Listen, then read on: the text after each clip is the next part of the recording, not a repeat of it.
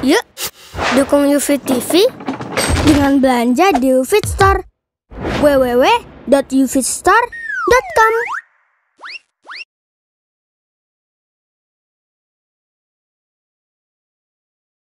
Bismillahirrahmanirrahim. Alhamdulillahilladzi hadana lihada wa ma kunna linahtadiya laula an hadana Allah. Ashhadu an la ilaha illallah wahdahu la syarika lah wa ashhadu anna Muhammadan abduhu wa rasuluh. Allahumma salli wa sallim wa barik ala abdika wa rasulika Muhammad wa ala alihi wa ashabihi wa man istanna bi sunnatihi wa ihtada bi hadihi ila yaumi liqa'ihi, amma ba'du. Hadirin sekalian yang dimuliakan Allah Subhanahu wa taala, Assalamualaikum warahmatullahi wabarakatuh. Alhamdulillah,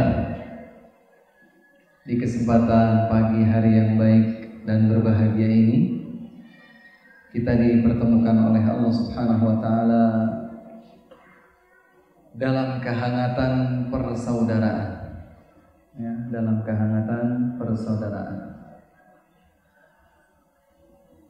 Seringkali kita memperhatikan, hadirin sekalian, sebuah fenomena yang patut untuk kita renungi, untuk kemudian kita sikapi dengan sikap yang baik. Tatkala kita berada di sebuah tempat, kemudian di tempat tersebut kita banyak berjumpa dengan saudara-saudara kita kaum muslimin. Akan tetapi hanya segelintir orang saja yang baru kita kenal. Jadi kita masuk ke sebuah tempat, kita pastikan bahwa yang ada di tempat tersebut adalah kaum muslimin. Namun yang kita kenal, baik wajahnya, mungkin namanya, mungkin bahkan aktivitasnya, mungkin baru segelintir orang, 5-10 orang, padahal yang hadir mungkin ratusan. Seringkali kita itu hanya bisa murah senyum kepada yang kita kenal. Betul atau tidak? Seringkali kita mudah mengucapkan salam kepada yang sudah kita kenal saja. Berat rasanya untuk tersenyum, berat rasanya untuk menyapa dengan salam terhadap saudara-saudara kita kaum muslimin yang belum kita kenal. Dan ini sesuatu yang harus hari demi hari kita kikis. Akhlak seorang muslim sebagaimana diajarkan oleh Rasulullah sallallahu alaihi wasallam, sebagaimana diriwayatkan secara sahih oleh Imam Muslim dalam kitab sahihnya.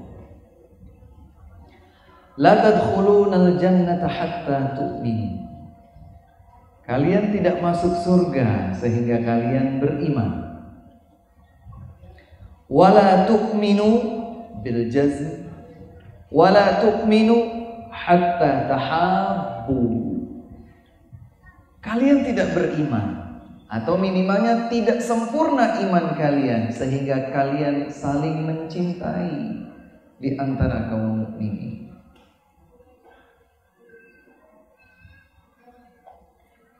Kalian tidak masuk surga sehingga kalian beriman. Kalian tidak beriman atau tidak sempurna iman kalian sampai kalian saling mencintai di antara kaum mukminin.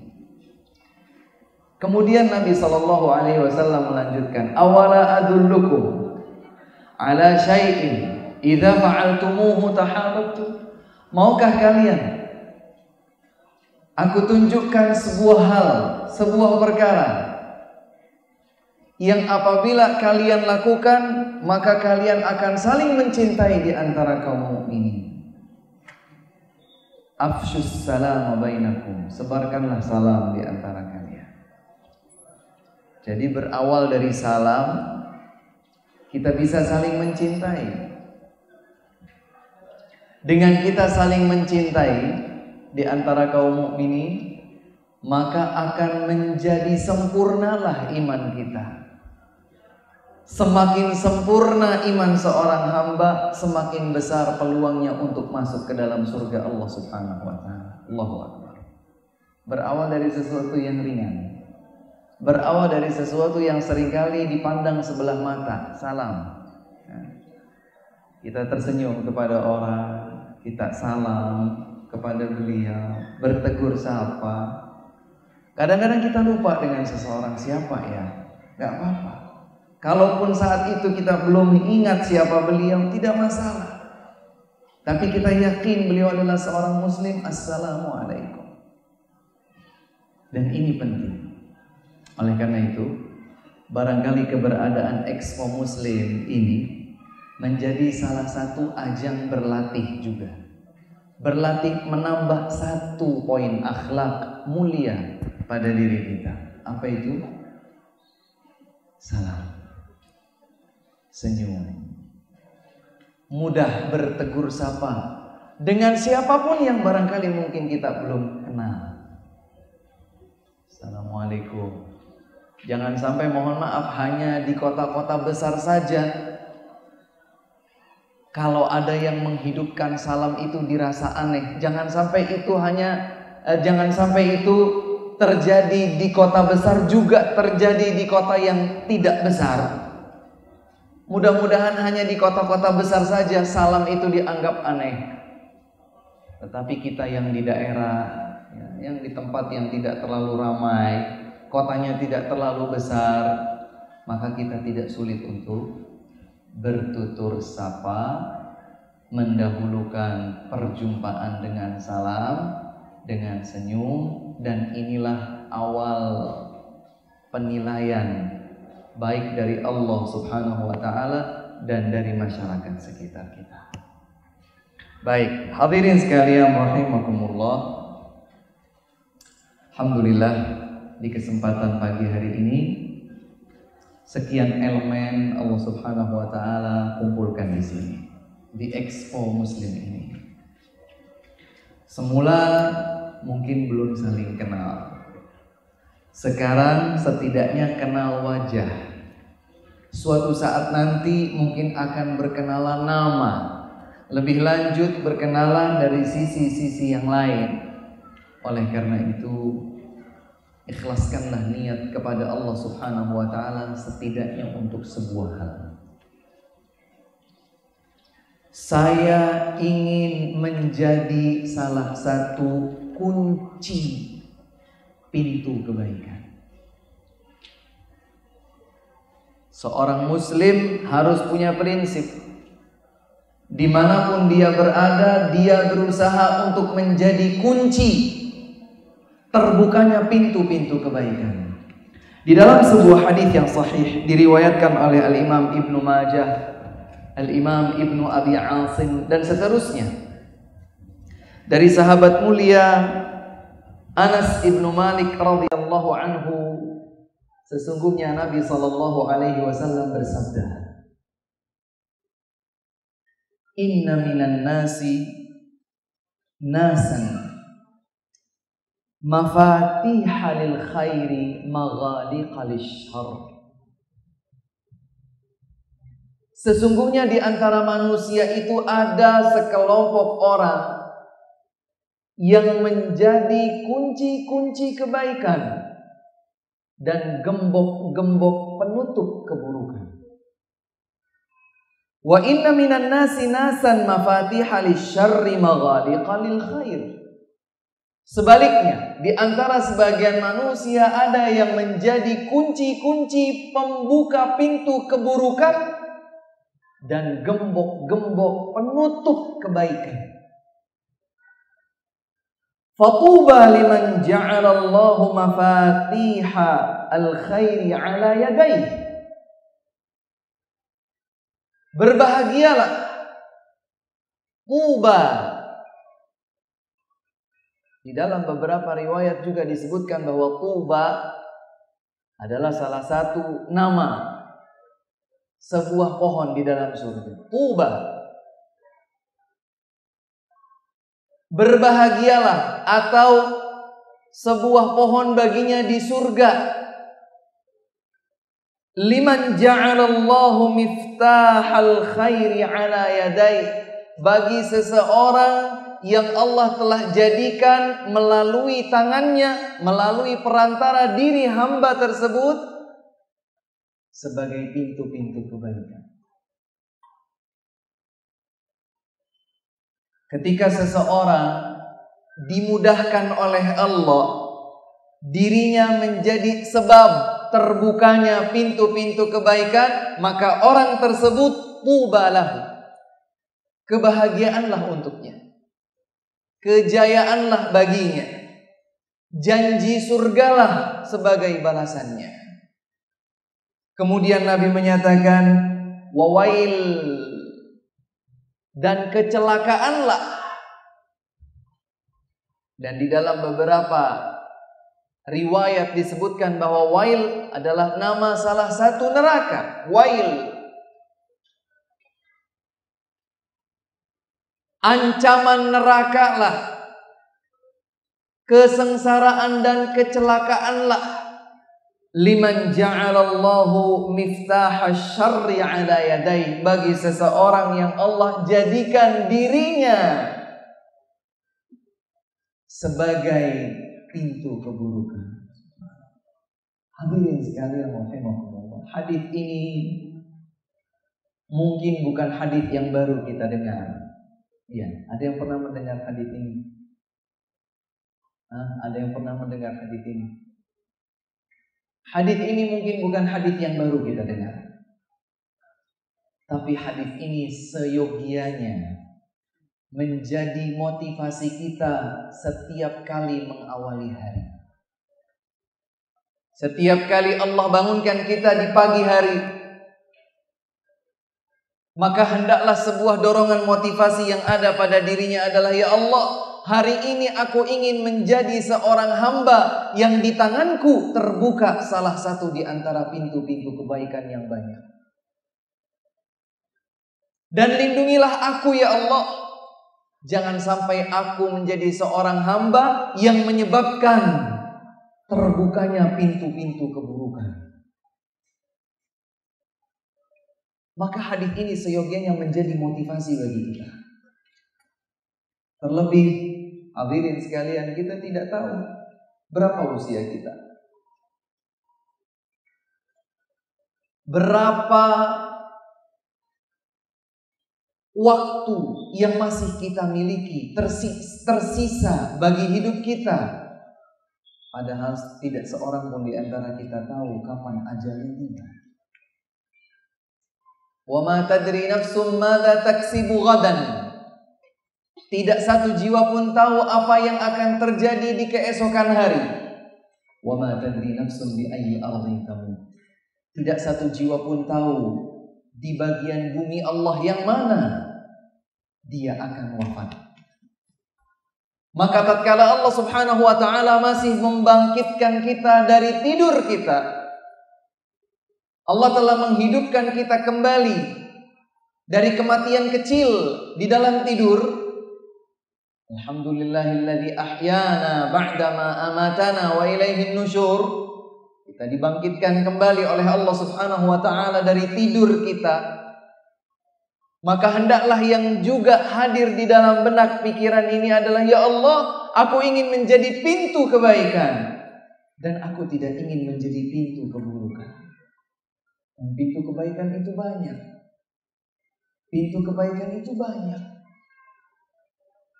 Berbagai bentuk aktivitas dapat menjadi peluang kebaikan yang berjanji pahala dari Allah Subhanahu wa taala. Maka kita ingin menjadi pintu kebaikan itu bagi orang-orang terdekat yang berada di lingkup keluarga kita, istri kita, atau suami kita, atau anak-anak kita, atau orang tua kita, saudara-saudari kandung kita, tetangga-tetangga terdekat kita, rekan kerja kita. Dan subhanallah, seorang muslim setiap saat dituntun dan dibimbing dengan syariat Islam untuk menjadi seorang hamba yang selalu terikat dengan Allah Subhanahu wa taala. Bangun tidur baca doa. Kemudian ketika kita akan masuk ke kamar kecil, baca doa. Keluar dari kamar kecil, baca doa. Ambil air wudhu, baca doa. Setelah berwudhu, baca doa. Kembali ke kamar, menuju masjid. Kita siap-siap menggunakan sarung, pakai baju, pakai peci. Kemudian sesaat kita bercermin, baca doa ketika bercermin. Minum dulu, minum. Baca doa lagi, bismillah. Teringat lagi dengan Allah. Setelah itu beranjak ke masjid. Keluar dari rumah, baca doa. Sepanjang perjalanan dari rumah menuju masjid, baca doa. Masuk masjid, baca doa. Kemudian salat, zikir, doa, membaca Al-Quran. Keluar masjid, baca doa. Subhanallah. Baru aktivitas yang terhitung dengan tangan, dengan jari, tapi kita terus dituntun oleh Islam untuk terikat dengan Allah Subhanahu wa taala. Maka kalau itu adalah hubungan seorang hamba dengan Allah Subhanahu wa taala, jadikanlah hubungan diri seorang hamba dengan sesama makhluk-makhluk Allah sebagai peluang atau kunci-kunci kebaikan. Kita sepakat insya Allah, berarti kita ingin menjadi hamba-hamba yang dimudahkan oleh Allah Subhanahu wa taala menjadi kunci kebaikan. Kalau kita dikasih pilihan, hadirin sekalian, mau pilih menjadi kunci kebaikan, penutup keburukan, atau menjadi kunci pembuka keburukan, penutup kebaikan, kita pilih yang mana? Yang pertama atau yang kedua? Kita pilih yang pertama atau yang kedua? Menjadi pembuka pintu kebaikan, penutup pintu keburukan, ini pilihan yang pertama. Atau menjadi pembuka pintu keburukan, penutup pintu kebaikan, pilih yang pertama atau yang kedua. Tapi ini bukan sekedar omong kosong. Ini bukan hanya sekedar lipstick. Bukan hanya sekedar sesuatu yang menghiasi bibir, tetapi benar-benar terorientasikan dalam setiap gerak langkah kita. Apa ini? Kebaikan apa yang bisa saya coba buka untuk diri saya, untuk keluarga saya, untuk orang-orang terdekat saya. Sampai pun ketika kegiatannya seperti ini, hari Ahad, hari yang identik dengan masa libur. Ketika kita ingin menyusun sebuah rencana, maka pastikan bahwa rencana itu tidak keluar dari motivasi kita untuk menjadi pintu-pintu kebaikan. Dan awali pintu-pintu kebaikan itu terbuka dengan satu yang tadi saya sebutkan di awal. Tidak susah untuk menyebarkan salam, berbagi senyum tulus, saling bertutur sapa, memasukkan rasa bahagia pada hati saudara-saudara kita kaum muslimin. Di antara kebaikan yang seringkali diingatkan oleh para ulama dalam bab muamalatun nas bil ihsan, kita berinteraksi dengan baik dengan sesama manusia adalah dengan menyematkan kebaikan pada diri saudara-saudara kita kaum mukminin. Ikhwas sekalian, hadirin rahimakumullah, maka insyaallah kita ingin menjadi pintu-pintu kebaikan.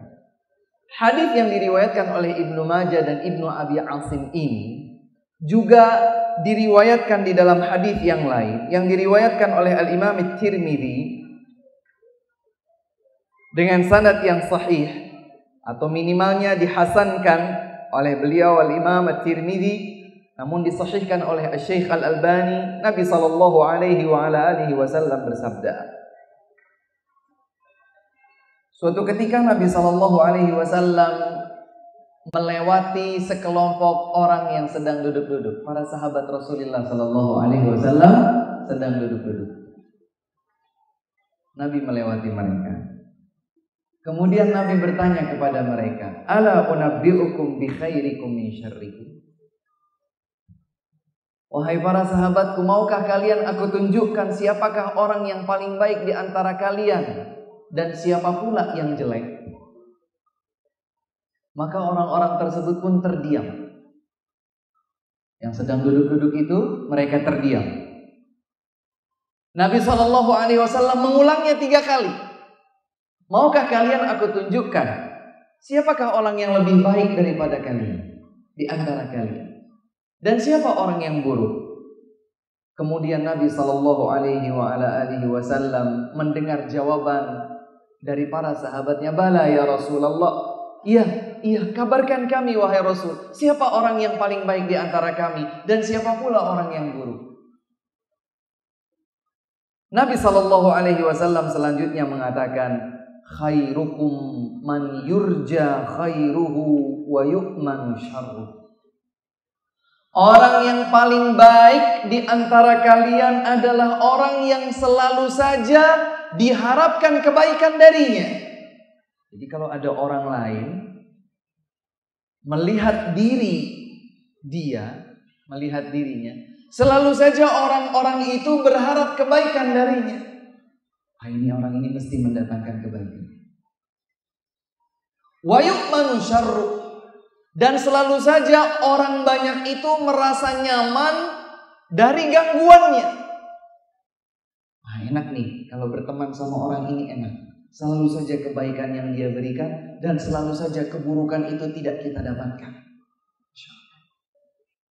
Kemudian Nabi menyatakan, "Wa syarrukum man la yurja khairuhu wa la yu'manu syarruh."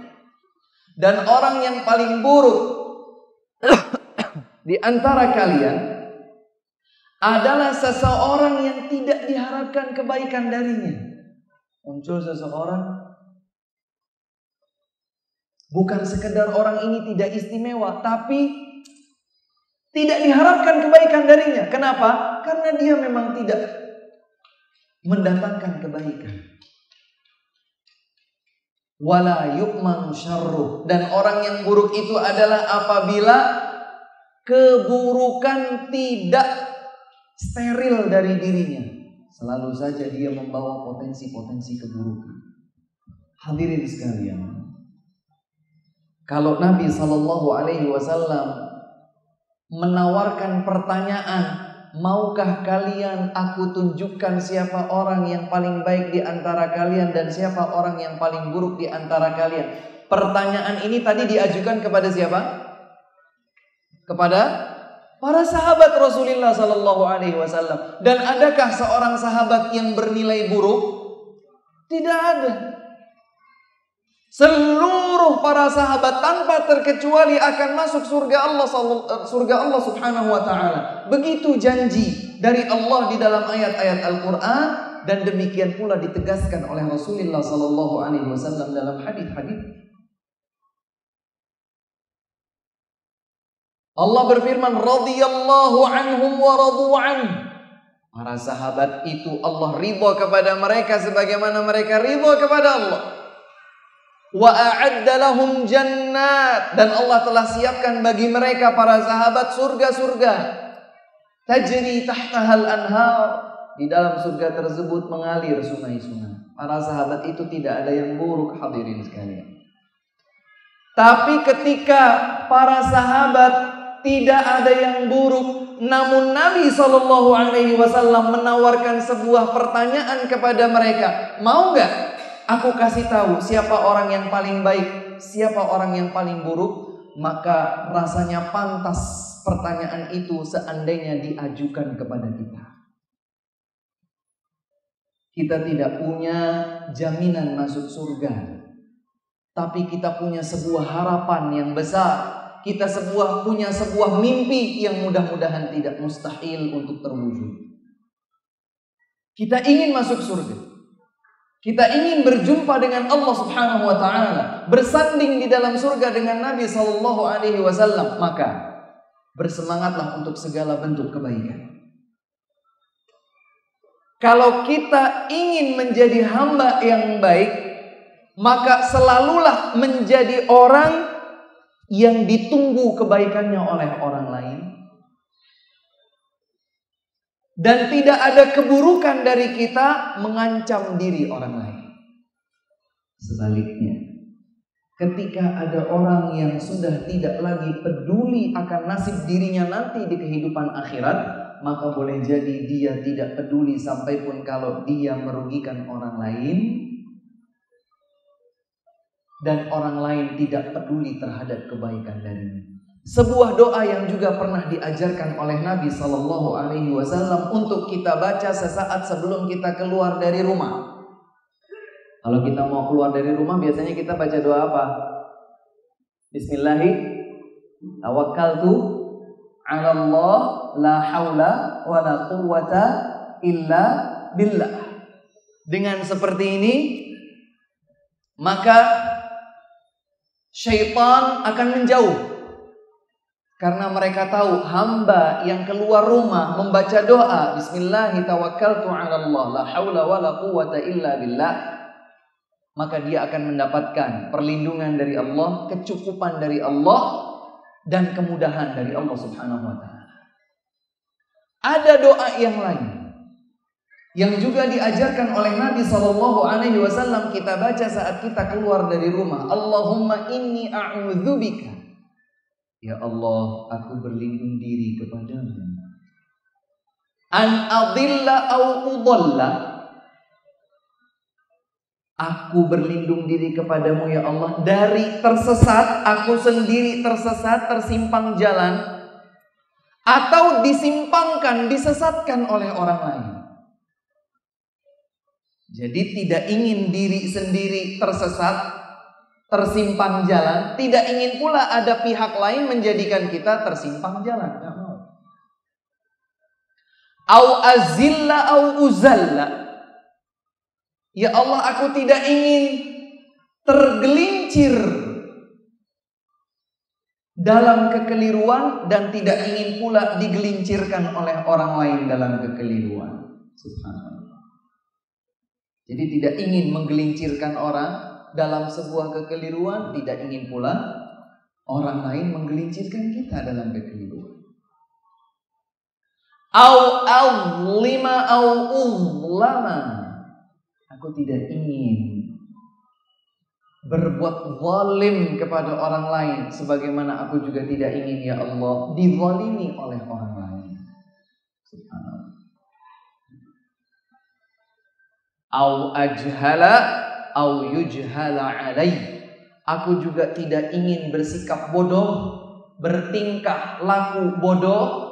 Tidak pula aku ingin bersikap bertingkah laku diperbodoh oleh orang lain. Jadi kalau tadi doa yang pertama Bismillahirrahmanirrahim tawakkaltu 'ala Allah, la haula wa la quwwata illa billah, tanda bahwa seorang muslim, seorang mukmin yakin dengan ketergantungannya hanya kepada Allah, ia bertawakal. Maka tambahkan dengan doa tadi, berlindung diri kepada Allah dari semua yang buruk, atau kita menjadi pintu keburukan bagi orang lain. Subhanallah. Inilah Islam. Allahumma inni a'udzubika an adilla au udalla. Saya tidak ingin ya Allah, saya berlindung diri kepadamu ya Allah, saya sesat atau disesatkan oleh orang lain. Au azilla au uzalla, atau saya juga tidak ingin ya Allah, saya berlindung diri kepadamu ya Allah dari tergelincir dalam kekeliruan atau digelincirkan oleh orang lain. Au azlima au uzlama, ya Allah, aku juga berlindung diri kepadamu dari berbuat zalim kepada orang lain atau dizalimi oleh orang lain. Au ajhala au yujhala alai, aku juga tidak ingin bersikap bodoh atau diperbodoh oleh orang lain. Ini semua menunjukkan lengkapnya petunjuk Islam agar seseorang selalu berupaya hanya menjadi pintu kebaikan, tidak menjadi sebab keburukan.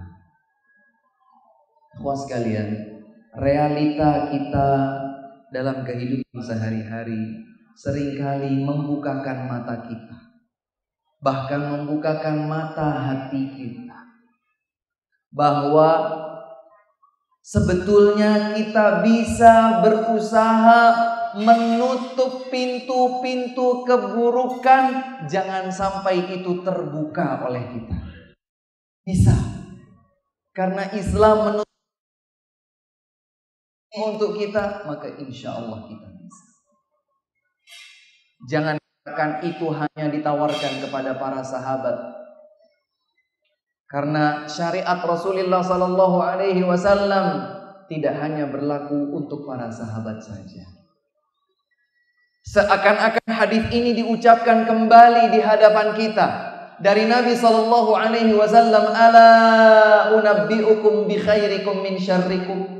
Bayangkanlah hadirin sekalian, seandainya Rasulullah Sallallahu Alaihi Wasallam menyampaikan sebuah penawaran kepada kita, maukah kalian aku tunjukkan siapa orang yang paling baik, siapa orang yang paling buruk?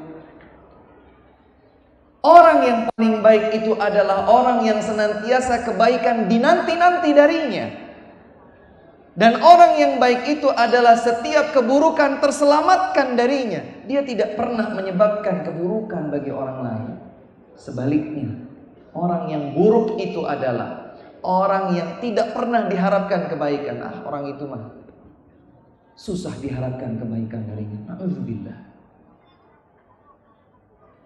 Kalau kemudian kita sedang akan berjalan atau sedang berjalan, kemudian ternampak pada kita bahwa ada orang menghindar dari kita, salah satu yang pantas untuk kita lakukan adalah koreksi diri. Ya Allah, jangan sampai saya itu dihindari oleh orang lain karena mungkin saya punya potensi menyebabkan keburukan bagi orang lain. Kita harus selalu koreksi diri, introspeksi diri. Jangan-jangan maka saya harus demikian. Jangan-jangan maka saya harus demikian. Jangan-jangan maka saya harus demikian. Sehingga seorang mukmin itu ketika dia keluar dari rumahnya, seorang muslim, seorang mukmin, dia boleh jadi lebih baik daripada saya. Maka saya tidak tinggi hati, seakan-akan berada di atas orang lain. Tidak. Dia lebih baik dari saya. Barangkali doanya lebih dikabulkan oleh Allah Subhanahu wa ta'ala daripada doa yang saya panjatkan kepada Allah. Maka berupayalah kita untuk menjadi seorang hamba yang senantiasa berharap untuk menjadi pintu-pintu kebaikan. Hadirin sekalian, banyak sekali langkah yang bisa kita lakukan kalau kita ingin menjadi sumber atau kunci pintu kebaikan. Yang pertama, caranya adalah dengan berdoa kepada Allah Subhanahu wa ta'ala. Di dalam sebuah ayat, tepatnya di dalam surat Al-A'raf ayat 89, dalam surat Al-A'raf ayat 89, Allah Subhanahu wa ta'ala berfirman menyatakan, menukilkan doa Nabi Syuaib alaihi salam. Dalam surat Al-A'raf ayat 89 itu Allah menyebutkan kepada kita doa Nabi Syuaib alaihi salam. Di dalam doanya Nabi Syuaib berdoa, Rabbana ftah bainana wa baina qaumina bil haqqi wa anta khairul fatihin.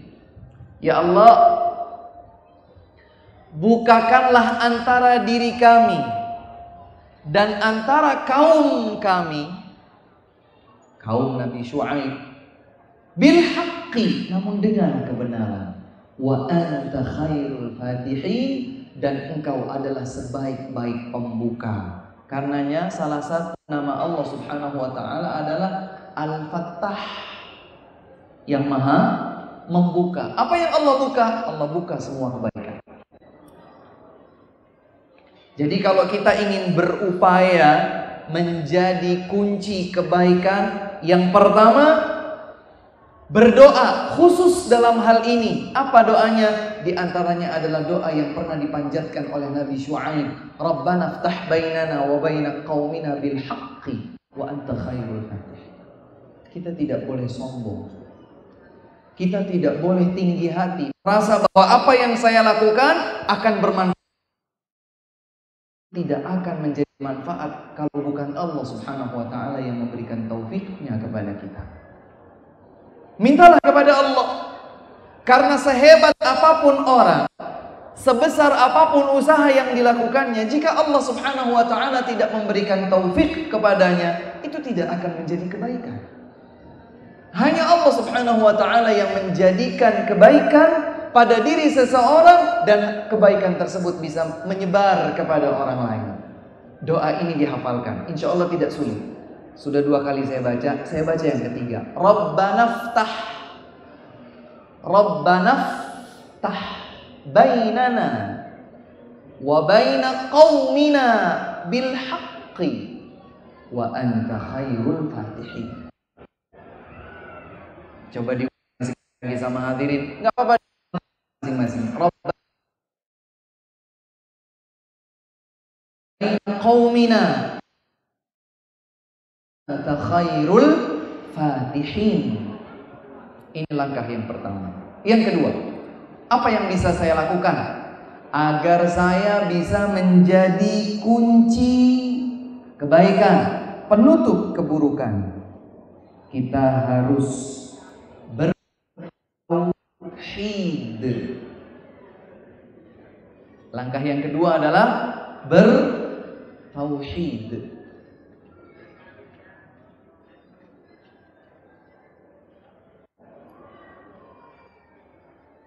Ustadz, siapa bilang bertauhid itu bisa menjadi pintu kebaikan untuk banyak orang? Ada sebuah hadis, namun hadis ini dhaif secara riwayat. Jadi kalau diperiksa periwayatannya, jalurnya itu dhaif. Bunyi hadisnya adalah miftahul jannati la ilaha illallah. Kunci surga itu adalah la ilaha illallah. Sekali lagi, hadis ini secara riwayat dhaif, tapi maknanya sahih.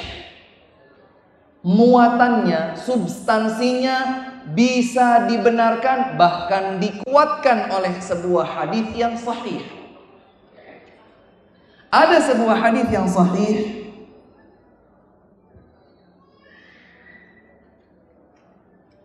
yang diriwayatkan oleh Imam Muslim, yaitu hadis tentang berwudu. Hadis tentang berwudu. Ketika Nabi SAW menyatakan, tidaklah seorang hamba berwudu, ia sempurnakan wudunya, mulai dari basuhan tangannya, kemudian dia berkumur-kumur, beristinsyaq, beristintar, kemudian membasuh muka disempurnakan, membasuh tangan kanan dan kiri disempurnakan, kemudian mengusap rambut kepala disempurnakan, disambung ke telinga, kemudian membasuh kaki kanan kiri disempurnakan. Setelah seseorang menyempurnakan wudu, kata Nabi, tidaklah seorang hamba berwudu dan ia menyempurnakan wudunya, selanjutnya ia Allah wa rasuluh. Ini kalimatut tauhid. Asyhadu an la ilaha illallah, kalimatut tauhid. Aku bersaksi bahwa tidak ada ilah yang berhak untuk diibadahi kecuali Allah. wa anna Muhammadan abduhu wa rasuluh, dan sesungguhnya aku bersaksi bahwa Muhammad sallallahu alaihi wasallam adalah hamba dan utusan Allah, illa futihat lahu abwabul jannati thamaniyah yadkhulu min ayyiha syaa. Tidaklah seseorang berwudu, dia sempurnakan wudunya, di ujung dari wudunya dia berdoa, asyhadu an la ilaha illallah wa anna Muhammadan abduhu wa rasuluh, kecuali akan dibukakan baginya pintu surga yang berjumlah 8, kemudian dia akan dipersilahkan masuk ke dalam surga dari pintu manapun yang ia suka, insyaallah.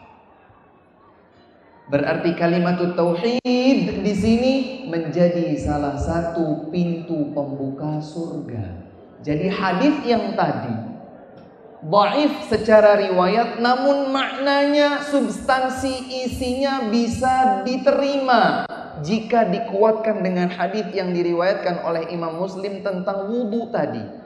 Karena setelah seseorang berwudu kemudian dia membaca doa yang isi doanya adalah ikrar tauhidnya kepada Allah, ikrar tauhidnya mengikuti Rasulullah, maka akan didapatkanlah peluang masuk surga Allah Subhanahu wa taala dari pintu surga yang 8, dia masuk dari pintu manapun yang dia suka. Maka ikhwah sekalian, hadirin rahimakumullah, setelah kita itu berdoa kepada Allah dengan doa tadi, Rabbana ftah bainana wa baina qaumina bil haqqi wa anta khairul fatihin, langkah yang kedua agar kita bisa menjadi peluang pintu kebaikan terbuka, jadilah seseorang yang bertauhid. Karenanya pula Rasulullah sallallahu alaihi wa ala alihi wasallam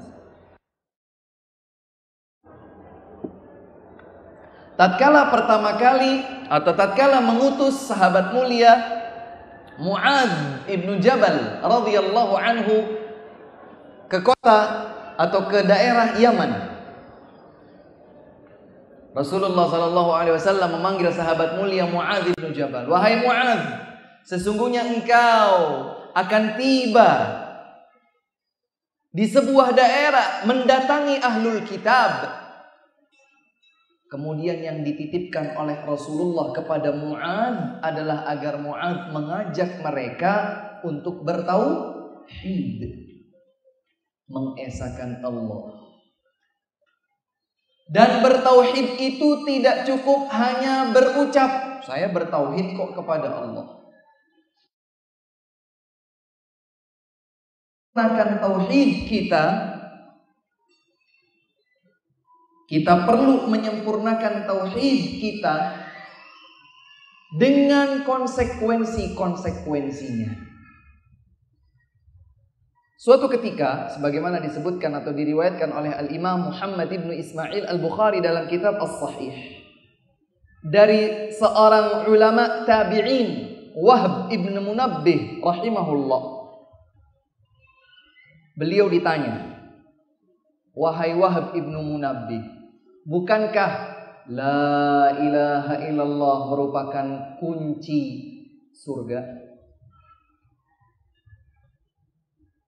Hadirin sekalian, ungkapan tauhid berupa la ilaha illallah kira-kira susah nggak diucapkan oleh lisan kita? Ada yang kesulitan mengucapkan la ilaha illallah. Bahkan anak-anak kita usia 2 tahun atau 2 tahun setengah, kita ajarkan la ilaha illallah, la ilaha illallah, akan sangat dengan mudah terungkap dengan lisan. Insya Allah seluruh orang yang mengaku dirinya sebagai muslim tidak sulit baginya untuk mengucapkan la ilaha illallah. Alhamdulillah, mudah untuk diucap. Tetapi apakah seseorang itu dikatakan bertauhid dengan nilai tauhid yang sempurna kalau dia hanya sekedar berucap la ilaha illallah tetapi gerak langkahnya, sikap dan amal perbuatannya tidak menunjukkan konsekuensinya sebagai seorang muwahhid. Ucapannya la ilaha illallah, tetapi doanya ditujukan kepada kuburan, kepada batu, kepada patung. Ini tidak connect, tidak match. Dan ini menjadi realita di zaman seperti kita sekarang. Banyak orang dalam satu hari dia bisa mengulang ucapan la ilaha illallah lebih dari 1000 kali. Sanggup dia. Bahkan mungkin sekali duduk dalam acara tertentu dia ucapkan la ilaha illallah, la ilaha illallah berkali-kali. 1000 kali mudah. 2000 kali dijalankan. Beribu-ribu kali dia ucapkan la ilaha illallah. Namun yang juga semestinya perlu dicermati adalah bahwa la ilaha illallah, sebaik-baik zikir para nabi, la ilaha illallah memiliki konsekuensi. Seperti kalau kita punya kunci apa saja, mau kunci mobil, kunci motor, kunci brankas, kunci rumah, kunci apa saja. Perhatikan kunci tersebut, dia pasti punya gerigi. Kalau gerigi kunci itu rusak, maka kunci ini tidak berfungsi membuka. Atau ketika satu kunci tertukar untuk membuka pintu yang lain, tidak bisa. Kunci tersebut punya jodoh. Jodohnya dipertemukan dengan gerigi yang ada pada kunci tersebut. Suatu ketika ada seorang alim di kalangan para tabi'in bernama Wahb ibnu Munabbih rahimahullah. Beliau ditanya, "Wahai Wahb ibnu Munabbih, bukankah la ilaha illallah adalah kuncinya surga?" Kemudian beliau menjawab, "Bala, ya benar. Walakin laisa miftahun illa lahu asnan." Tapi kata Wahab ibnu Munabbih, tidaklah engkau memiliki kunci kecuali di kunci tersebut terdapat gigi-gigi. Fa in jikta bimiftahin lahu asnan futihalak. Kalau kamu punya kunci yang giginya sesuai dengan pintu dimaksud, maka kamu akan mendapatkan pintunya terbuka. Wa illa lam yuftah lak. Tapi kalau kuncimu itu tidak bergerigi, maka tidak bisa terbuka untukmu. Sehingga beliau seakan mengisyaratkan, hadirin sekalian, bahwa tauhid yang akan menjadi pintu kebaikan, tauhid yang akan bahkan membuka pintu surga, bukan sekedar ucapan la ilaha illallah saja, tidak cukup. Harus ada konsekuensinya. Dan dijelaskan oleh para ulama berdasarkan dalil-dalil yang ada baik dalam Al-Quran ataupun hadis Rasulullah sallallahu alaihi wasallam, bahwa syarat kesempurnaan tauhid ada 7. Ada berapa? Ada 7. Mudah dihafalkan. Yang pertama, ilmu. Maka bersemangatlah menuntut ilmu. Ilmu agama tentunya. Yang kedua, yakin. Jangan sampai ada ragu sebutir debu sekalipun. Hilangkan keraguan pada diri kita tentang tauhid Allah Subhanahu wa ta'ala. Yang ketiga, ikhlas. Murni, steril, hanya tertuju untuk Allah, tidak untuk yang lain. Yang keempat, sidq, kejujuran. Kebenaran yang diterima dengan setulus hati. Yang kelima, mahabbah, cinta. Seseorang mengucapkan la ilaha illallah ratusan bahkan ribuan kali, tapi dia tidak menyempurnakan cintanya kepada Allah, dengan mengikuti Rasulullah sallallahu alaihi wasallam, tidak pula menyempurnakan kecintaannya kepada Rasulullah sallallahu alaihi wasallam dengan mentaati beliau. Kemudian yang keenam, linqiyad, tunduk dan patuh. Tunduk dan patuh terhadap tuntunan syariat Islam. Islam bilang ini halal, barulah kita ambil, kita jalankan. Islam bilang ini haram, maka kita jauhkan. Kita tidak memberanikan diri untuk mengkonsumsi, mengambil, melakukan yang haram jika memang terbukti di dalam syariat Islam itu adalah haram. Dan yang ketujuh adalah al-qabul, menerima sepenuh hati apa yang diajarkan oleh Islam. Jadi dengan ketujuh syarat ini, sempurnalah nilai tauhid pada diri seseorang, dan jika demikian semakin besarlah peluang pintu kebaikan terbuka melalui kedua tangannya. Kemudian yang ketiga, ikhwas sekalian, agar kita bisa menjadi kunci pembuka kebaikan-kebaikan adalah dengan berilmu agama. Ilmu agama. Dengan ilmu agama, seseorang seakan berjalan di sebuah jalan yang semula gelap, tapi kemudian dengan ilmu dia membawa lentera. Ya, kalau kita itu jalan di sebuah jalan yang gelap, maka dia akan berpeluang nyasar atau minimal terpeleset karena tidak tahu bahwa di jalan yang akan dia lalui ada lubang. Kalau jalan itu benar-benar gelap, kanan dan kirinya adalah jurang, dia berjalan nekat tidak pakai cahaya, maka dia bisa terjatuh di dalam jurang tersebut. Berbeda dengan seorang muslim yang selalu bersemangat menuntut ilmu agama, dan dengan itulah dia membuka pintu kebaikan. Karena ketika seseorang itu berjalan dengan ilmu, maka artinya dia berjalan dengan lentera yang akan menyinari langkahnya selama berada di jalan tersebut. Makanya Allah Subhanahu wa taala berfirman, "Qul hal yastawil ladzina ya'lamuna wal ladzina la ya'lamun." Katakan Muhammad, apakah sama antara orang yang berilmu dengan orang yang tidak berilmu? Jawabannya, sama atau tidak orang yang berilmu dengan orang yang tidak berilmu? Tidak sama. Tidak akan mungkin pernah sama. Pasti. Apa yang membedakan antara seseorang berilmu dengan orang tidak berilmu?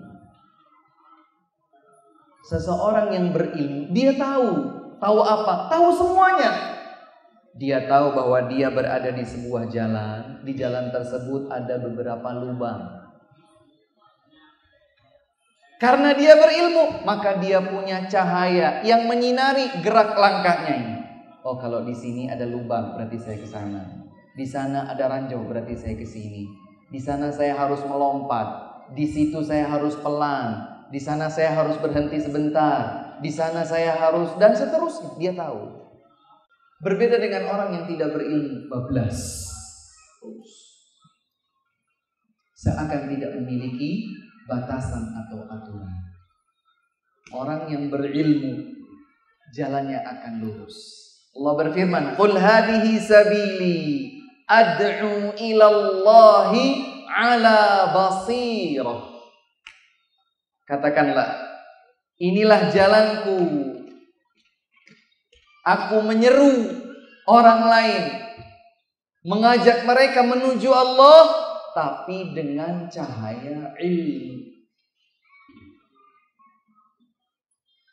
Hadirin sekalian, banyak orang mencari kemuliaan, banyak orang mencari kebahagiaan. Sejatinya kebaikan, kebahagiaan, kemuliaan itu ada di hadapan dirinya, tapi ia belum menyadarinya. Bukankah Nabi SAW bersabda, "Man yuridillahu bihi khairan yufaqihu fiddin."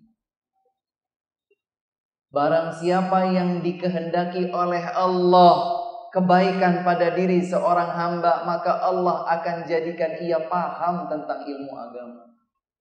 Dan khairan di dalam bahasa atau dalam disiplin ilmu usulil fiqh, an-nakiratu tadullu 'ala al-umum.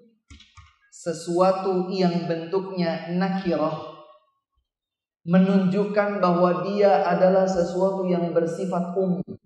Maka kebaikan apapun, kebaikan dunia dan akhirat, akan didapatkan oleh seorang hamba dengan dia paham tentang ilmu agama. Maka belajarlah agama. Teruslah menggali, memperdalam ilmu agama Islam. Jangan merasa cukup dengan yang sekarang kita punya, karena yang kita punya tidak ada apa-apa. Dan bukankah Allah Subhanahu wa taala dalam surat Al-Mujadilah ayat yang ke-11 menjanjikan, yarfa'illahu alladhina amanu minkum walladhina utul ilma darajat. Allah akan mengangkat orang-orang yang beriman di antara kalian dan orang-orang yang berilmu sekian derajat. Janji dari Allah Subhanahu. Belum lagi Nabi bersabda, "Wa man salaka tariqan yaltamisu fihi ilman halallahu lahu bihi tariqan ilal jannah." Barang siapa yang menempuh sebuah jalan di dalam rangka mencari ilmu agama, maka Allah akan mudahkan baginya jalan menuju surga. Subhanallah, siapa yang enggak mau surga? Siapa yang tidak mau jalannya menuju surga? Mudah.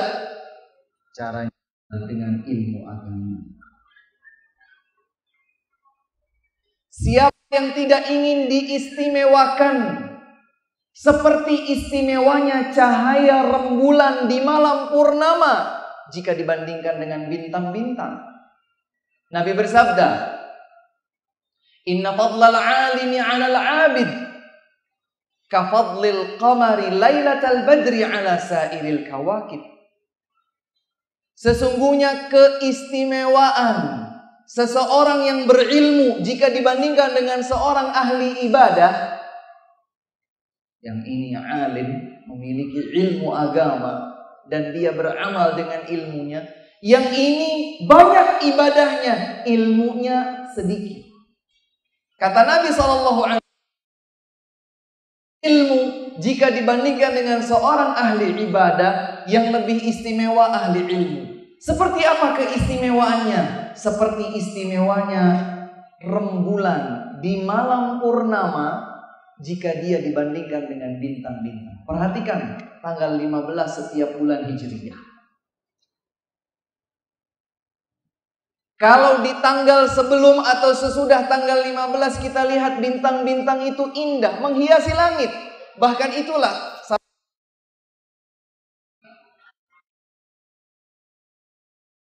qabih adalah untuk menghiasinya. Tapi bintang-bintang tersebut tidak berkilau cahaya di malam purnama. Kenapa? Karena cahaya rembulan di malam purnama mengalahkan cahaya bintang-bintang. Seperti itulah istimewanya seorang alim jika dibandingkan dengan seorang ahli ibadah. Para malaikat menundukkan sayap-sayap mereka sebagai tanda bukti ridha para malaikat itu terhadap seorang talibul ilmi saat dia belajar ilmu agama. Subhanallah. Masih diriwayatkan oleh Imam Muslim, Nabi melanjutkan, "Wa inna talibal ilmi la yastaghfiru lahu man fis samawati wa man fil ardi hatta al-hitan fil ma." Seorang yang selalu belajar ilmu agama, belajar terus Pak, terus belajar, tidak merasa cukup. Seminggu 3 kali juga masih kurang. Setiap hari cuma 1 jam, gak ada apa-apanya. Kita punya berapa jam yang kita sisihkan untuk belajar? untuk menuntut ilmu agama. Kita seminggu sekali saja sudah bangga. Tiap minggu saya pengajian. Merasa sudah cukup. Kata Nabi SAW, sesungguhnya seorang talibul ilmi yang belajar ilmu agama dimohonkan ampun untuknya oleh segenap makhluk yang ada di langit, para malaikat, yang ada di bumi, termasuk hewan, tumbuh-tumbuhan, benda mati, sampai pun ikan-ikan yang ada di dalam air. Ustaz, itu benar itu. Bukan dongeng itu. Ini bukan dongeng. Ini bukan omong kosong. Ini hadis Nabi SAW yang sahih. Beliau menyatakan bahwa seorang penuntut ilmu agama, tatkala dia tulus ikhlas untuk Allah, dia ingin menghilangkan keterbatasan ilmunya tentang agama, kebodohannya tentang agama menjadi tersingkirkan. Dia jadi semakin hari, semakin waktu, semakin tahu tentang ilmu agama, maka akan dimohonkan ampun untuknya oleh semua yang ada di langit di antara para malaikat, semua yang ada di bumi termasuk hewan, tumbuh-tumbuhan, benda mati, bahkan semua ikan yang ada di air. Berapa jumlah ikan yang ada di air? Belum lagi Nabi SAW menyatakan bahwa orang-orang yang berilmu adalah para pewaris Nabi. Karena para Nabi tidak mewariskan dinar emas, tidak pula mewariskan dirham perak. Mereka mewariskan ilmu. Maka barang siapa yang mengambil ilmu yang diwariskan oleh para Nabi, sungguh mereka mendapatkan jatah warisan yang sangat banyak. Itulah yang diraih oleh para ulama. Karenanya pintu kebaikan yang lain adalah dengan menuntut ilmu. Yang kelima dan yang terakhir, karena waktu kita cukup terbatas. Yang pertama tadi adalah berdoa, yang kedua bertauhid, yang ketiga berilmu. Oh, berarti yang keempat ini. Yang keempat dan yang terakhir insya Allah adalah berakhlak mulia. Berakhlak. Hadirin sekalian, insya Allah semua tahu dan semua merasakan bagaimana indah dan menenteramkannya seseorang yang kita nilai berakhlak mulia. Kita kalau bertemu dengan seseorang, Pak, kalau kita bertemu dengan seseorang, kita rasakan kemuliaan akhlaknya. Kita lihat, kita saksikan kemuliaan akhlaknya. Kita akan tentram, senang. Masya Allah ya, adem duduk sama dia. Senang berbincang dengannya. Suka berlama-lama mendapatkan kebaikan dari orang yang berakhlak mulia. Sebagaimana kita juga merasakan kalau kita itu berinteraksi, berjumpa, bergaul dengan seseorang yang akhlaknya itu tidak baik, kita itu risih. Maka sebagaimana kita merasakan hal tersebut, berupayalah jangan sampai kita dirasakan oleh orang lain dengan perasaan yang kita tidak ingin perasaan itu menimpa diri kita, yaitu kita berakhlak jelek. A'udzubillah. Kita tidak suka berlama-lama dengan orang yang akhlaknya buruk, maka jangan sampai seseorang menilai kita berakhlak buruk sehingga mereka tidak suka bergaul dengan kita. Muliakanlah diri kita dengan akhlak yang luhur, dengan akhlakun karimah. Karena Nabi SAW menyatakan, Inna min aqrabikum ilayya majlisan yaumal qiyamah wa ahabbikum ilayya ahasinakum akhlaq. Sesungguhnya yang di antara kalian yang paling aku cintai, kata Nabi, yang paling aku cintai di antara kalian, Dan di antara yang akan paling dekat tempatnya denganku nanti di dalam surga. Kalau Nabi Muhammad itu tempatnya di surga, di bawah, di tengah, atau yang paling atas, Pak? Kalau Nabi Muhammad SAW itu di surga tempatnya di mana? Di surga bagian bawah, di surga bagian tengah, atau di surga bagian yang paling atas? Yang paling atas. Kata Nabi, di antara yang paling aku cintai dan di antara yang paling dekat tempatnya denganku nanti di dalam surga, dan tempat Nabi di surga adalah di Firdaus yang tertinggi. Siapa mereka? Siapa yang paling dicintai Nabi? Siapa di antara yang akan paling didekatkan kepada Nabi? Ahasinakum akhlaq. Yang paling mulia akhlaknya di antara kalian. Berakhlak mulialah kita. Belajarlah tentang bagaimana membentuk akhlak mulia pada diri kita. Karena Islam adalah agama akhlak.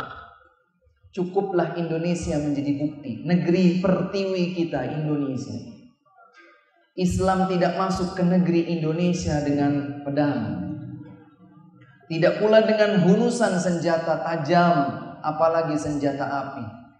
Islam masuk ke negeri pertiwi kita, ke bumi Nusantara Indonesia dengan akhlak. Maka jangan kita menyia-nyiakan nikmat Allah Subhanahu wa taala kepada Indonesia yang sejatinya telah dimuliakan dengan datang dan masuknya Islam ke negeri kita dengan akhlak mulia. Tentu saja akhlak mulia yang berdasarkan tuntunan Al-Quran, tuntunan hadits Rasulullah sallallahu alaihi wasallam, dan sesuai dengan pemahaman serta amalan para sahabat Rasulullah alaihi salatu wasallam. Semoga Allah Subhanahu wa taala menjadikan kita sebagai kunci-kunci pembuka pintu kebaikan dan menjauhkan diri kita dari berbagai keburukan serta menghindarkan kita semua dari menjadi sebab-sebab terjadinya, terbukanya pintu keburukan. Mungkin mengawali dari sebuah hadis yang kita ketahui sering kali dibacakan kepada kita tatkala Rasulullah sallallahu alaihi wasallam bersabda, "Idza mata ahadukum," apabila salah seorang dari kalian meninggal dunia, "inqata'a 'amaluhu illa min thalath," maka terputuslah semua amalnya kecuali 3. Shadaqatin jariyah, sedekah jariyah. Yang pertama adalah sedekah jariyah seperti wakaf dan yang lainnya. Au ilmin yuntafa'u bihi, atau ilmu yang bermanfaat. Au waladin salihin yad'u lahu, atau anak saleh yang akan berdoa kebaikan untuknya. Dari hadis inilah dan hadis-hadis yang serupa, maka kita ketahui ada istilah ilmu yang bermanfaat. Sebagaimana juga kita dianjurkan untuk berdoa, sebagaimana diajarkan oleh Nabi sallallahu alaihi wasallam, Allahumma 'allimna ma yanfa'una wanfa'na bima 'allamtana wa zidna ilma. Ya Allah, anugerahkanlah ilmu yang bermanfaat bagi kami, dan berikanlah manfaat dengan ilmu yang telah Engkau anugerahkan kepada kami, dan tambahkanlah kami ilmu. Sebagaimana juga doa yang kita baca di setiap pagi hari, Allahumma inni as'aluka ilman nafi'an. Ya Allah, aku memohon kepadamu ilmu yang bermanfaat. Wa rizqan thayyiban, rizki yang baik. Wa amalan mutaqabbal, dan amal yang diterima. Dari beberapa dalil atau hadis ini, doa-doa yang diajarkan kepada kita ini, maka memang ilmu itu ada yang disebut sebagai ilmu bermanfaat, berarti ada juga ilmu yang tidak bermanfaat. Apa itu ilmu yang bermanfaat? Pada dasarnya, ilmu yang bermanfaat adalah ilmu yang bersumber dari Al-Quran. dari al-hadis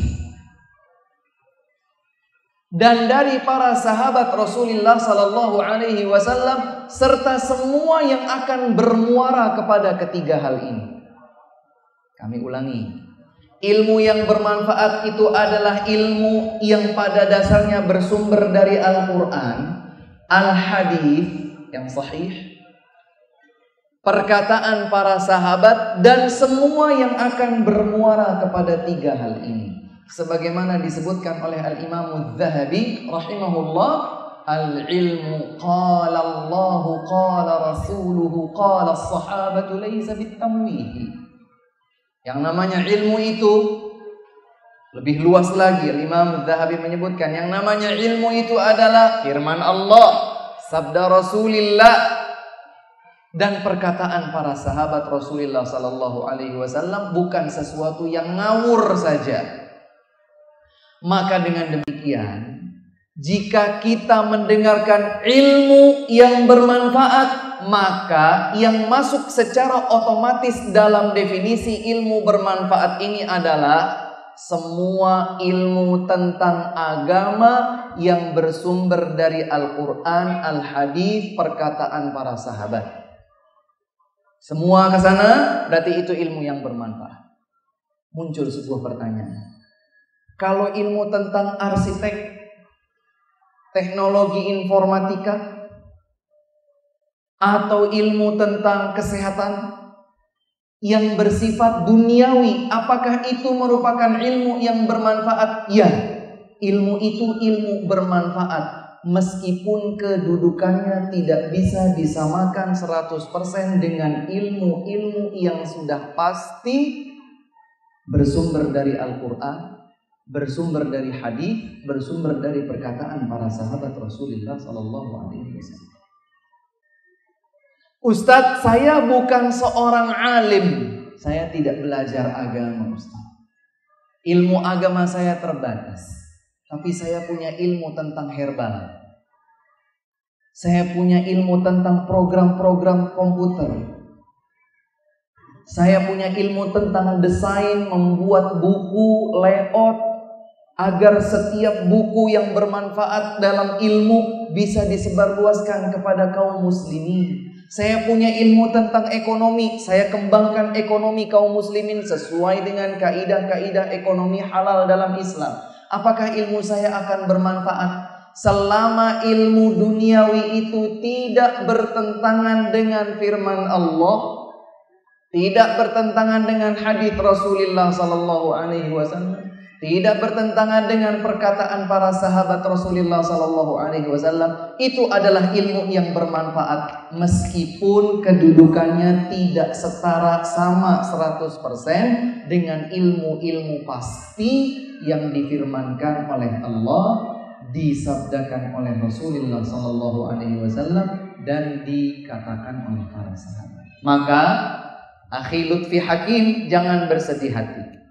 Ilmu duniawi juga disebut sebagai ilmu yang bermanfaat meskipun tidak sebagaimana ilmu-ilmu agama. Maka kalau siapapun di antara kita sudah punya ilmu duniawi yang kita akan salurkan di jalan yang bermanfaat, saya seorang ekonom, maka ilmu ekonomi saya harus diselaraskan dengan hukum-hukum ekonomi halal dalam Islam. Kemudian saya ajarkan kepada umat Islam, ini bermanfaat untuk membangun kaum muslimin dan ekonomi mereka, maka itu adalah ilmu yang bermanfaat.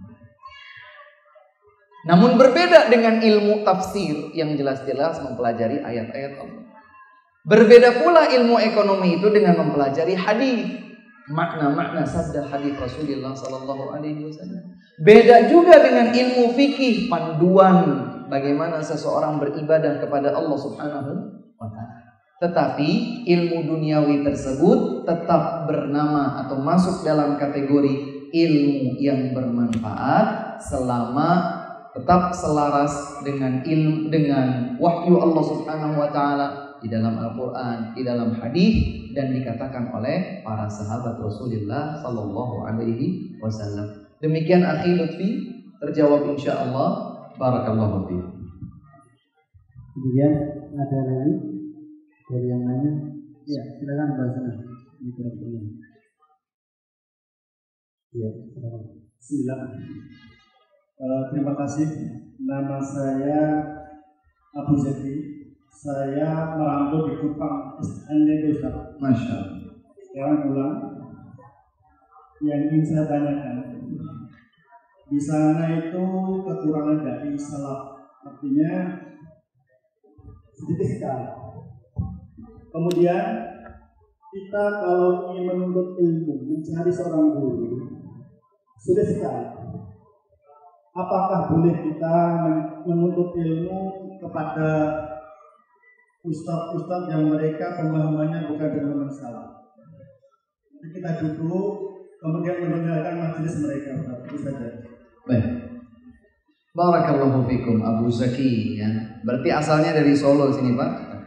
Merantau di Kupang, sekarang sudah kembali lagi. Semoga kembalinya antum ke tanah kelahiran antum atau asal antum mendatangkan keberkahan dari Allah Subhanahu wa taala. Baik. Jika kita berada di sebuah tempat, kita punya semangat untuk menuntut ilmu agama. Kita ingin ilmu agama yang kita pelajari ini bersih, steril, betul-betul sesuai dengan pemahaman generasi terbaik umat ini, generasi as-salafus salih, generasi as-salaf. As-salaf itu artinya yang terdahulu, Pak. As-salih, generasi terdahulu yang berada di atas kesalihan. Siapa mereka? Para sahabat, para tabi'in, para tabi'ut tabi'in, dan yang mengikuti mereka dalam kebaikan. Maka saya ingin belajar ilmu agama, tapi ilmu agama saya yang steril, yang bersih, yang sesuai dengan ilmu sebagaimana diwariskan oleh as-salafus salih. Tapi di tempat saya tinggal sangat sulit sekali mencari ustadz-ustadz yang mengajarkan saya ilmu bersih. Artinya betul-betul sesuai dengan pemahaman as-salafus salih. Ada para dai, tapi belum sepenuhnya bermanhaj yang sahih. Bolehkah bagi saya untuk belajar dari mereka? Ketika yang kita pelajari itu dari ustadz-ustadz tersebut tidak sampai menyimpangkan akidah kita, tidak sampai menyimpangkan ibadah kita kepada Allah Subhanahu wa taala, maka tidak masalah. Tapi kalau kemudian ketika kita duduk, maka ada potensi kita akan sedikit demi sedikit terserap. Karena kita belum punya steril, belum punya filter. Pokoknya belajar, entah yang disampaikannya benar, entah yang disampaikannya salah, pokoknya saya belajar. Padahal ada beberapa indikator yang memang menunjukkan penyimpangan. Kalau demikian saya harus berhati-hati. Ya, saya harus berhati-hati. Apalagi kalau yang digadaikan adalah akidah kita. Yang menjadi ancamannya adalah keselamatan manhaj, prinsip kita. Yang dikorbankan adalah tata cara ibadah kita kepada Allah Subhanahu wa taala. Kita tidak lagi ingin meneladani Rasulullah SAW misalnya. Nah, ini harus diwaspadai dengan baik. Tetapi secara umum, siapa saja yang menyeru kepada kebenaran, siapa saja yang menyeru kepada kebaikan dan terbukti bahwa itu adalah benar-benar sebuah kebaikan dan kebenaran, maka kita ambil ilmu darinya. Hanya saja ketika kita sudah tahu dan kita memiliki perbandingan, oh ya, berarti yang kemarin disampaikan itu tidak sepenuhnya benar, meskipun tidak sepenuhnya salah. Ini yang benar diambil, yang keliru kita tidak ambil. Sebelum kita punya filter, maka kita bersikap lebih bijaksana, lebih berhati-hati, apalagi yang terkait dengan akidah. Nah, alhamdulillah sekarang kita ingin menuntut ilmu itu memang yang paling bagus kalau bisa hadir di majelis ilmu. Tapi kalau kemudian ternyata di majelis ilmu itu ada beberapa hal-hal yang perlu dicatat, maka kita bisa menuntut ilmu melalui kajian di siaran televisi kita simak misalnya. Sekarang alhamdulillah banyak sekali televisi sunnah yang mengajak kita untuk memahami Islam dengan baik dan benar. Memangnya ada Islam yang diajarkan itu ada Islam yang tidak baik dan tidak benar? Ada. Kok bisa? Ya. Karenanya Nabi sallallahu alaihi wasallam menyatakan, "Sataftariqu ummati ala 73 firqah." Ya. Umatku, kata Nabi sallallahu alaihi wasallam, akan terkelompokkan menjadi 73 golongan.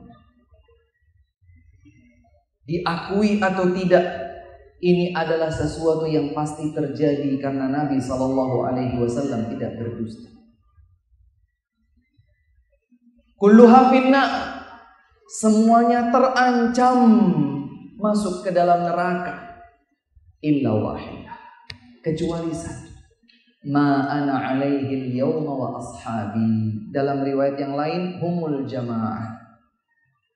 Satu yang jauh dari potensi masuk ke dalam neraka, cuman satu, yaitu mereka yang senantiasa berpegang teguh terhadap tuntunan sunnah Rasulullah sallallahu alaihi wasallam. Maka kalau kita ingin mengkaji tentang Islam, pastikan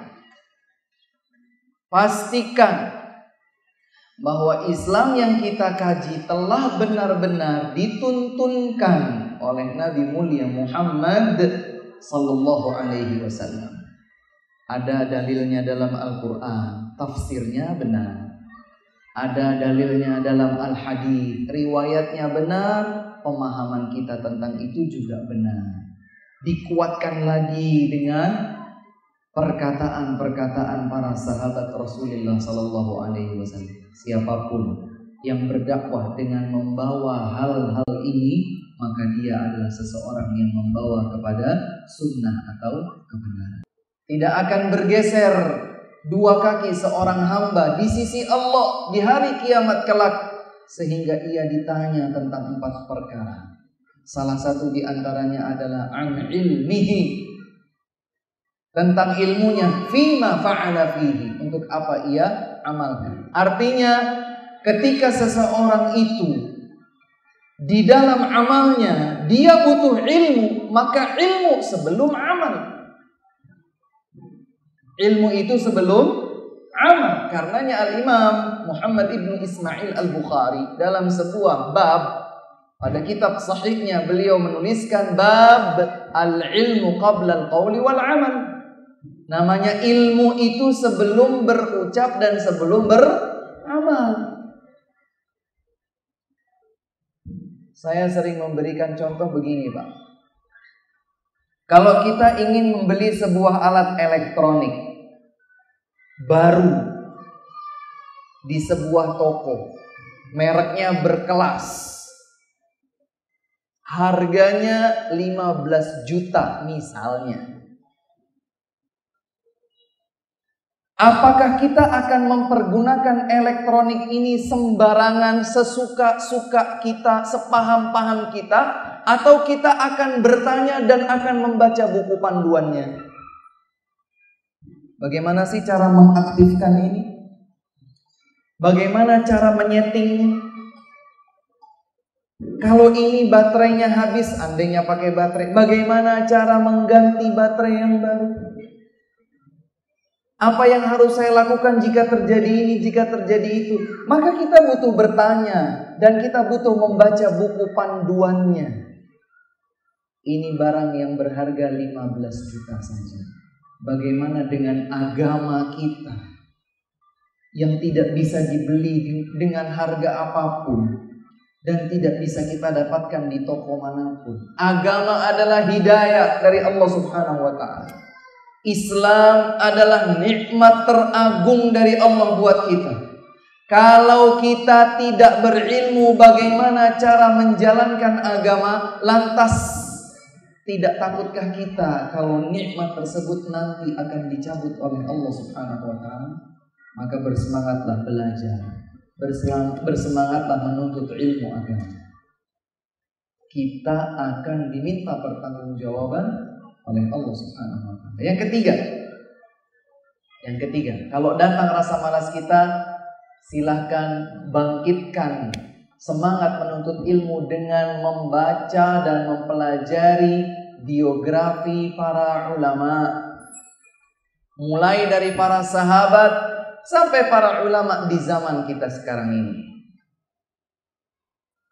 Seorang sahabat ada yang sampai melakukan perjalanan dari kota Madinah sampai Irak untuk mendapatkan sebuah hadis. Satu hadis, Pak. Kita sekarang tidak perlu bilang satu hadis, 1000 hadis dengan klik, semuanya mudah. Di zaman dahulu, seorang sahabat sampai harus melakukan perjalanan dari kota Madinah ke Irak. Belum ada pesawat, belum ada transportasi cepat, belum ada. Tapi itu dilakukan hanya di dalam rangka untuk mendapatkan sebuah riwayat hadis. Al-Imam Ahmad bin Hanbal rahmatullahi alaih, sampai di saat beliau sakit dan kondisi sakitnya sangat parah, bahkan sakit itulah yang mengakhiri hayat beliau. Beliau meminta kepada putranya Abdullah untuk membacakan beberapa riwayat hadis. Sehingga para sahabat Imam Ahmad bertanya, "Ya Imam, sampai seperti ini engkau belajar? Sampai seperti ini engkau menuntut ilmu?" Maka Imam Ahmad menyatakan, dari mulai aku mengenal botol tinta pena, dari mulai mengenal botol tinta sampai berada di dalam alam kubur, terus belajar. Kisah yang diriwayatkan oleh Al-Imam Ad-Darimi dalam kitab Sunannya, antara Abu Musa Al-Ash'ari radhiyallahu anhu, seorang sahabat Nabi, yang sebelum subuh datang menuju rumah Abu Abdurrahman Abdullah ibn Mas'ud radhiyallahu anhu, sahabat Nabi yang lainnya. Datangnya kapan, Pak? Sebelum subuh. Apa yang diinginkan oleh Abu Musa Al-Ash'ari? Abu Musa Al-Ash'ari menuju rumah Abdullah ibn Mas'ud, ingin menunggu beliau di pintu rumah, memanfaatkan langkah-langkah kaki Abdullah ibn Mas'ud keluar dari rumah sampai ke masjid, memanfaatkan waktu-waktunya untuk bertanya ilmu. Subhanallah. Memanfaatkan waktu, langkah-langkah kaki Abdullah ibn Mas'ud dari rumahnya menuju masjid dimanfaatkan untuk bertanya ilmu. Ini sahabat Nabi, ini sahabat Nabi, dua-duanya di surga. Tapi seperti ini semangat mereka untuk saling menuntut ilmu satu sama lain. Ternyata ketika Abu Musa Al-Ash'ari radhiyallahu anhu datang ke pintu rumah Abdullah ibn Mas'ud, didapatkanlah sudah ada orang yang menunggu. Maka beliau bertanya kepada yang sudah menunggu itu, "Akharaja Abu Abdurrahman?" Apakah Abdullah ibn Mas'ud, Abu Abdurrahman sudah keluar? Belum, katanya. Ditunggulah bersama dengan mereka. Subhanallah. Artinya sebelum subuh Abu Musa Al-Ash'ari datang, ternyata sudah ada beberapa orang yang lain datang sebelum beliau. Ini semangat mereka untuk menuntut ilmu. Di zaman keemasan periwayatan hadis, disebutkan bahwa ada beberapa tullabul ilm, para penuntut ilmu hadis. Mereka membeli ikan untuk makan. Di sela-sela waktu mereka ada tenggang waktu, mereka bisa sedikit bersantai, tidak berada di majelis ilmu. Mereka beli ikan untuk mereka makan. Baru mereka beli, belum mereka apa-apakan, belum dimasak. Ternyata terdengar kembali bahwa ada seorang alim ahlul hadis dari luar wilayah mereka datang untuk berbagi ilmu riwayat hadis. Maka mereka beranjak menyambut alim tersebut, ditinggalkanlah ikan tadi. Sampai sekembalinya mereka ternyata ikan itu sudah busuk, sudah tidak bisa lagi dimakan. Kita kalau lapar, kemudian kita dengar ada Syekh Saleh Fauzan bin Abdullah Al-Fauzan datang ingin memberikan ceramah. Makan dulu, nanti habis makan baru hadir di kajiannya Syekh. Subhanallah. Kita kalau ingin membandingkan dengan para ulama, nggak ada apa-apa. Seujung kuku mereka mungkin kita tidak ada. Asy-Syaikh Muhammad Nasiruddin Al-Albani rahmatullahi alaihi. Bagaimana beliau sampai bisa berjasa besar untuk umat Islam di zaman sekarang dengan menyusun kitab Silsilatul Ahadits As-Sahihah dan Silsilatul Ahadits Ad-Dha'ifah wal Mawdu'ah. Ribuan jumlah hadis dalam kitab tersebut. Ternyata sebab, salah satu asal muasal sebabnya adalah beliau itu mengalami penyakit, sebuah kondisi sakit yang dalam bahasa Arab disebut ad-dubabut ta'ir. Jadi beliau mengalami sakit yang di matanya seakan-akan beliau melihat ada lalat yang terbang muter-muter. Mungkin sebagian orang bilang migrain atau apa. Gara-gara sakit seperti itu, beliau ke dokter.